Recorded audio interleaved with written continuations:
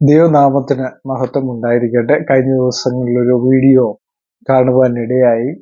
അപ്പൊ അതിന്റെ താഴെ എഴുതിയിരിക്കുന്നു ഞങ്ങളുടെ യഥാർത്ഥ സ്നാനം എന്ന് പറഞ്ഞുകൊണ്ടാണ്. അതായത് ഇതാണ് കർത്താവായ യേശു ക്രിസ്തു കാണിച്ചു തന്ന സ്നാനം എന്ന് പറഞ്ഞുകൊണ്ട് അവര് വളരെ കാലികമായിട്ട് ചില വാക്യങ്ങളൊക്കെ ഇട്ടിട്ടുണ്ട്. മർക്കോസിന്റെ സുവിശേഷത്തിനും 16-ാം അധ്യായം 16-ാമത്തെ വാക്യത്തിലൊക്കെ 16-ാമത്തെ വാക്യത്തിൽ, യോഹന്നാന്റെ സുവിശേഷം 3:5 മത്തായിയുടെ സുവിശേഷം 3:16 ഒക്കെ വായിച്ചിട്ട് കുറെ വാക്യങ്ങൾ ഇട്ടിട്ടുണ്ട്. അപ്പോൾ അതിന്റെ വീഡിയോ ഒന്ന് നമുക്കൊന്ന് കണ്ടിട്ട് മടങ്ങി വരാം.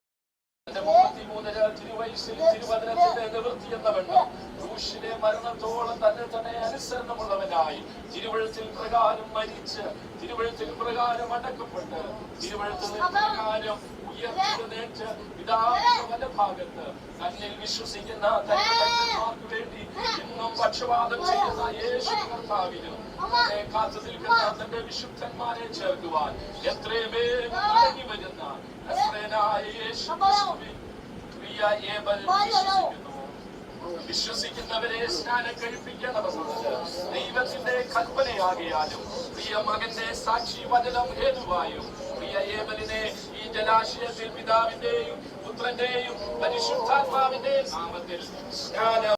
വീഡിയോ എല്ലാവരും ശ്രദ്ധിച്ചു കാണുമല്ലോ.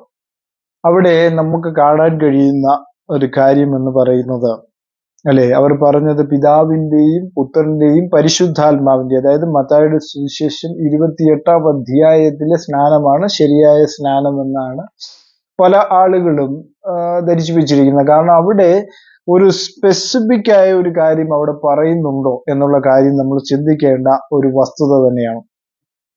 അതായത് മർക്കോസിന്റെ സുവിശേഷം 16:16 അവർ എഴുതിയത്, വിശ്വസിക്കുകയും സ്നാനമേൽക്കുകയും ചെയ്യുന്നവൻ രക്ഷിക്കപ്പെടും, വിശ്വസിക്കാത്തവൻ ശിക്ഷാവിധിയിൽ അകപ്പെടും.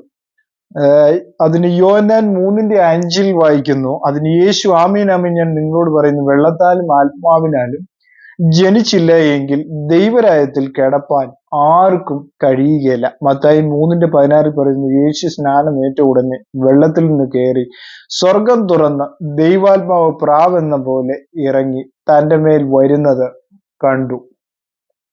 അപ്പം ഞാൻ ഈ പറയുന്ന വാക്യങ്ങളൊക്കെ ദൈവവചനത്തിൽ ഉള്ളതാണ്. അപ്പൊ ആ വാക്യങ്ങളിൽ നിന്നൊക്കെ നമ്മൾ ചിന്തിക്കുമ്പോൾ തന്നെ നമ്മൾ മനസ്സിലാക്കണം, നമ്മളത് കാണുന്നത് മത്തായിയുടെ സുവിശേഷത്തില്, മത്തായിയുടെ സുവിശേഷത്തിലാണ് സ്നാനത്തിന്റെ കാര്യം പലപ്പോഴായിട്ട് കാണുന്നത്, അല്ലേ? അവിടെ എഴുതിയിരിക്കുകയാണ്, ആകയാൽ നിങ്ങൾ പുറപ്പെട്ട് പിതാവിന്റെയും പുത്രന്റെയും പരിശുദ്ധാത്മാവിന്റെയും നാമത്തിൽ സ്നാനം കഴിപ്പിച്ചു. അപ്പൊ അവിടെ 3 പേരുണ്ടെന്ന് വിശ്വസിക്കുന്നവരാണ്. തൃത്വത്തെ കുറിച്ച് കഴിഞ്ഞ ദിവസം ഞാൻ പറഞ്ഞപ്പോൾ അവിടെ മനസ്സിലായ ഒരു കാര്യം, 3 പേരാണ് എന്നാണ് ഈ തൃത്വക്കാർ പറയുന്നത്. 3 പേരുള്ളത് കൊണ്ടാണ് 3 പേരുടെ നാമത്തിൽ സ്നാനം എന്നാണ് പറയുന്നത്. ഞാനതിനെ കുറിച്ച് കുറെ വീഡിയോകൾ ചെയ്തു, ഏകദൈവത്തെ കുറിച്ച്. ആ വീഡിയോ നിങ്ങൾക്ക് പോയി ശ്രദ്ധിക്കുകയാണെങ്കിൽ കാണാം. അപ്പം സ്നാനത്തെ കുറിച്ച് അവിടെ പറഞ്ഞിരിക്കുകയാണ്, ആകയാൽ നിങ്ങൾ പുറപ്പെട്ട് പിതാവിന്റെയും പുത്രന്റെയും പരിശുദ്ധാത്മാവിന്റെയും നാമത്തിൽ എന്നാണ് അവിടെ രേഖപ്പെടുത്തിയിരിക്കുന്നത്. അപ്പൊ പിതാവ് എന്ന് പറയുമ്പോൾ മറ്റൊരു വ്യക്തിയാണെന്നും പുത്രൻ വേറൊരു വ്യക്തിയാണെന്നും പരിശുദ്ധാത്മാവ് മറ്റൊരു വ്യക്തിയാണെന്നുമാണ് തൃത്വക്കാർ വിശ്വസിക്കുന്നത്. മാത്രമല്ല നിക്യ സുന്നഹദോസുകളിൽ എഴുതപ്പെട്ടിരിക്കുന്നു അങ്ങനെ തന്നെയാണ്, അല്ലെ? നിക്യ സുന്നഹദോസൊക്കെ എന്താണ്? മനുഷ്യ അഭിപ്രായങ്ങൾ മാത്രമാണ്, ദൈവവചനവുമായി യാതൊരു ബന്ധവും അതിനില്ല. വളരെ ചിന്തിക്കേണ്ട ഒരു വസ്തുത തന്നെയാണ്, അതുമായി യാതൊരു ബന്ധവും അതിനകത്തില്ല. ഇപ്പോൾ ഇത് 3 പേരായിരുന്നെങ്കിൽ അത് മനസ്സിലാക്കേണ്ട ഒരു കാര്യം, നാമങ്ങളിൽ നിന്ന് അങ്ങനെ വരുന്നു. നാമങ്ങളിൽ നിന്ന് അവിടെ പറഞ്ഞിട്ടില്ലാത്തിടത്തോളം കാലം അത് ഒരിക്കലും എന്താണ് 3 പേരിൽ ഉദ്ദേശിക്കാനുള്ള സ്നാനത്തെ കുറിച്ചല്ല അവിടെ രേഖപ്പെടുത്തിയിരിക്കുന്നത്. യേശുക്രിസ്തു പഠിപ്പിച്ച സ്നാനമാണ് ഞങ്ങൾ ചെയ്യുന്നതെന്നാണ് ഈ കൂട്ടർ പറയുന്ന, അല്ലെങ്കിൽ തൃത്വക്കാർ പറയുന്ന ഏറ്റവും വലിയ ഒരു കാര്യം എന്ന് പറയുന്നത്. അപ്പോ നമ്മള് അപ്പോസ്തല പ്രവൃത്തികൾ നമ്മൾ വായിക്കുമ്പോൾ, അപ്പോസ്തല പ്രവൃത്തികൾ 2-ാം അധ്യായത്തിലേക്ക് വരുമ്പോൾ അതിന്റെ 38-ാമത്തെ വാക്യത്തിൽ പറയുന്നു, അതിന്റെ 37 മുതലുള്ള വാക്യങ്ങളിൽ നമ്മൾ കാണുമ്പോൾ 36-ാമത്തെ വാക്യത്തിൽ വായിക്കുന്നു, ആകയാൽ നിങ്ങൾ ക്രൂശിച്ച യേശുവിനെ തന്നെ ദൈവം കർത്താവും ക്രിസ്തുവുമാക്കി വെച്ചു എന്ന് ഇസ്രായേൽ ഗ്രഹവും ഒക്കെയും നിശ്ചയമായും അറിഞ്ഞുകൊള്ളട്ടെ. അപ്പൊ തൃത്തക്കാരുടെ ഭാഷയിൽ പറയുകയാണെങ്കിൽ എന്താണ്? നിങ്ങൾ ക്രൂശിച്ച യേശു നിങ്ങൾ ക്രൂശിച്ച യേശുവിനെ തന്നെ ദൈവം കർത്താവും ക്രിസ്തുവുമാക്കി വെച്ചു എന്ന് പറയുകയാണ്. അപ്പൊ രണ്ടാമത്തെ വ്യക്തിയാണ് ആക്കിയെന്നാണ് അവർ വിശ്വസിക്കുന്നത്. രണ്ടാമത്തെ വ്യക്തിയാണ് യേശുക്രിസ്തു, അല്ലെ? അപ്പൊ ഇത് പറഞ്ഞു കഴിഞ്ഞപ്പോൾ തന്നെ 37-ാമത്തെ വാക്യത്തിൽ പറഞ്ഞു, ഇത് കേട്ടിട്ട് അവർ ഹൃദയത്തിൽ കുത്തുകൊണ്ട് പത്രോസിനോട് ശേഷം അപ്പോസ്തലന്മാരോടും, സഹോദരന്മാരായ പുരുഷന്മാരെ, ഞങ്ങൾ എന്തു ചെയ്യേണ്ടു എന്ന് ചോദിച്ചു. അപ്പൊ അവിടെ കാണുന്ന ഒരു വലിയ കാര്യം, ഇത് കേട്ടിട്ട് അവർ ഹൃദയത്തിൽ കുത്തുകൊണ്ടു. അപ്പം ഇത് കേട്ടപ്പോൾ അവർക്ക് എന്താണ്ടായത് പറഞ്ഞാൽ കുത്തുകൊണ്ടു. പത്രോസിന് ശേഷം അപ്പോസ്തലന്മാരും സഹോദരന്മാരും പുരുഷന്മാരെ, ഞങ്ങൾ എന്തു ചെയ്യേണ്ടു എന്ന് ചോദിച്ചു. അതിനു മുമ്പ് പറഞ്ഞ ഒരു കാര്യം എന്ന് പറയുന്നത് എന്താണ്? പിതാവിന്റെയും പുത്രന്റെയും പരിശുദ്ധാത്മാവിന്റെയും നാമത്തിൽ സ്നാനം കഴിപ്പിക്കണമെന്നാണ് ശിഷ്യന്മാരോട് യേശുക്രിസ്തു പറഞ്ഞത്. പക്ഷെ ഇവിടെ വന്നപ്പോ വലിയൊരു തിരുത്ത് സംഭവിച്ചു. എന്താണ്? സഹോദരന്മാരെ പുരുഷന്മാരെ, ഞങ്ങൾ എന്തു ചെയ്യേണ്ടു എന്ന് ചോദിച്ചപ്പോൾ 38-ാമത്തെ വാക്യത്തിൽ പത്രോസ് അവരോട് പറഞ്ഞു, നിങ്ങൾ മാനസാന്തരപ്പെട്ട് നിങ്ങളുടെ പാപങ്ങളുടെ മോചനത്തിനായി ഓരോരുത്തരും യേശുക്രിസ്തുവിന്റെ നാമത്തിൽ സ്നാനമേൽപ്പി, എന്നാൽ പരിശുദ്ധാത്മാവെന്ന ദാനം ലഭിക്കും. അപ്പോ അവിടെ പറഞ്ഞിരിക്കുന്ന പിതാവിന്റെയും പുത്രന്റെയും പരിശുദ്ധാത്മാവിന്റെയും നാമത്തിൽ എന്ന് മാത്രമേ പറഞ്ഞുള്ളൂ, നാമങ്ങൾ എന്ന് പറഞ്ഞിട്ടില്ല. അപ്പൊ പിതാവിനും പുത്രനും പരിശുദ്ധാത്മാവിനും ഒരു നാമമുണ്ട് എന്നാണ് അതിന്റെ അർത്ഥം. അതുകൊണ്ടാണ് യേശുക്രിസ്തു പറഞ്ഞ, ഞാൻ എന്റെ പിതാവിന്റെ നാമത്തിൽ വന്നിരിക്കുന്നു. ഇപ്പൊ യേശുക്രിസ്തുവിന്റെ പേര് നോക്കുകയാണെങ്കിൽ ഇമ്മാനുവേൽ, ജനത്തെ അവന്റെ പാപങ്ങളിൽ നിന്ന് വിടുവിക്കേണ്ടത് കൊണ്ട് അവൻ യേശു എന്ന പേരിടണമെന്ന് നമ്മുടെ ഗബ്രിയേൽ ദൂതൻ മുഖാന്തരം പറയുന്ന ദൈവവചനത്തിൽ നമ്മൾ കാണുന്നുണ്ട്. അതുപോലെ തന്നെ എന്താണ്? ദൈവം നമ്മോട് കൂടെ എന്ന പേരുള്ള ഇമ്മാനുവേൽ എന്ന പേര് യേശുക്രിസ്തുവിന് ഇടണമെന്ന് പറയുന്നുണ്ട്. അപ്പം ഇതെല്ലാം നമ്മൾ ചിന്തിച്ചു കഴിയുമ്പോൾ പത്രോസിന് ഇത് എവിടുന്ന് കിട്ടി? പത്രോസ് ഇത്രയും നാളും യേശുക്രിസ്തുവിന് കേട്ടത് പിതാവിന്റെയും പുത്രന്റെയും പരിശുദ്ധാത്മാവിന്റെയും നാമം എന്നാണ് കേട്ടത്.